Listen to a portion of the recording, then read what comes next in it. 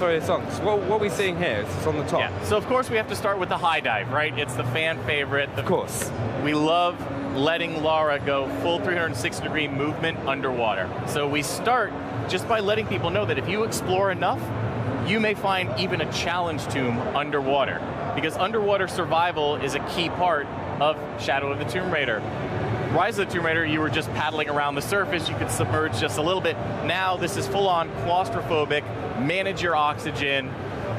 That scares me because I remember the first time I wandered in the last Tomb Raider game. I wandered too far into a cave expecting to find a tomb, and I found a bear instead. And I already heard you mention everything wants to kill you. Everything does, and that's the same thing with underwater, where you've got moray eels, you've got piranhas, you've got crevasses, you've got to squeeze through. Lara doesn't have an oxygen tank, so again, you don't know what's waiting on the other side. It might just be your death. That's kind of terrifying. So we were pushing the spelunking experience.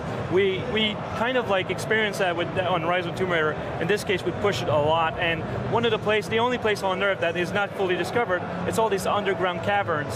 And in this game, we wanted to push that even further. So going underwater, yes. You know, not knowing if you're going to have enough air or not knowing what's going to happen next, but finding a tomb, you know, it's very rewarding. So that was super important for us. And you talk about fan favorites. One of my favorite parts, me being the fan of the series that I am, I loved getting towards what I thought was the end of the tomb, and the floor would suddenly give out from me, and we had that sequence, that animation, where I'm uncontrollably sliding. So what I hoped wasn't certain doom.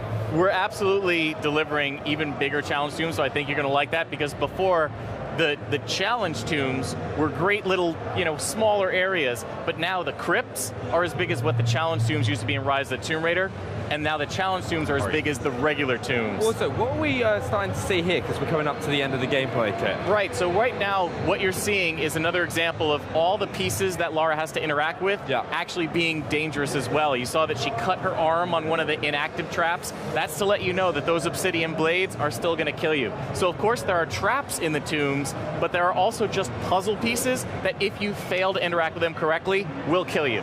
So this is, right now, we've never shown anything beyond this moment. So this is the first time that you're going to get to see how you have to interact with the different puzzle elements of the Warrior's Trial. And you can see that this is filled with spinning contraptions, blades, flames, everything trying to stop Lara from reaching the secret. You seriously weren't joking when you said everything's been like up to notch.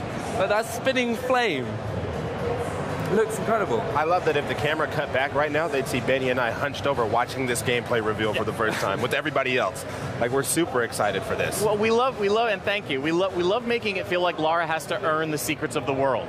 You know, if you think about Shadow of the Tomb Raider, just like every other game in the Tomb Raider series, it is always about the world being a character that is pushing against Lara to protect its secrets. Yeah. And so if Lara's at the height of her skills, the world pushes back harder than ever. So things like this challenge tomb are there to protect the skills that you unlock by reaching the center.